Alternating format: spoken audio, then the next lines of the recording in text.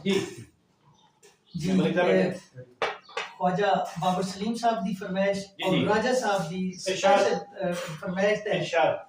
जनाब के फिक्र ਧੀਆਂ ਦੀ ਮਾਪਿਆਂ ਨੂੰ ਐਵੇਂ ਹਰ ਵੇਲੇ ਡੰਗਦੀ ਰਹਿੰਦੀ जी वाह वाह क्या बात है वाह वाह ਫਿਕਰ ਧੀਆਂ ਦੀ ਮਾਪਿਆਂ ਨੂੰ ਐਵੇਂ ਹਰ ਵੇਲੇ ਡੰਗਦੀ ਰਹਿੰਦੀ वाह ਨਸੀਬ ਧੀਆਂ ਦੇ ਚੰਗੇ ਹੋਣ ਮਾਂ ਦੁਆਵਾਂ ਮੰਗਦੀ ਰਹਿੰਦੀ वाह वाह वाह वाह क्या बात ਅੱਧੀ ਰਾਤੀ ਅੱਖ ਖੁੱਲ ਜਾਵੇ जी जी ਤੇ ਨੀਂਦਰ ਫੇਰ ਨਹੀਂ ਪੈਂਦੀ जी जी जी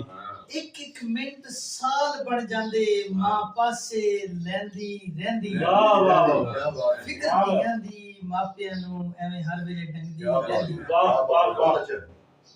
ਧੀਏ ਧੀਏ ਅੱਬਾ ਆਖੇ ਤੇ ਧੀ ਅੱਬੂ ਅੱਬੂ ਕਹਿੰਦੀ जी जी जी ਵੇਖ ਕੇ ਪਿਆਰ ਪਿਓ ਧੀ ਦਾ ਮਾਂ ਖੁਸ਼ ਖੁਸ਼ ਫਿਰਦੀ ਰਹਿੰਦੀ वाह वाह क्या बात वाह वाह बहुत अच्छा ਦੁੱਖ ਧੀਆਂ ਦੇ ਜਰੇ ਨਹੀਂ ਜਾਂਦੇ वाह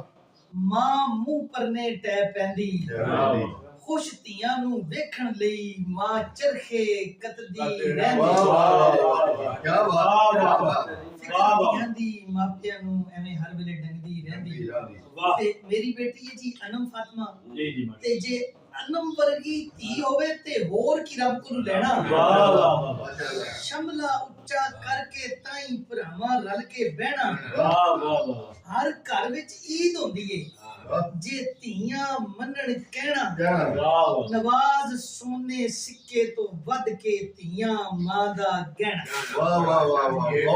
वाह वाह आपने करने वाले नवाज साहब जी ये मनमोहन सिंह का गाँव का गाते गाल गाते राज खास तौर पर आए हैं 12 की बड़ा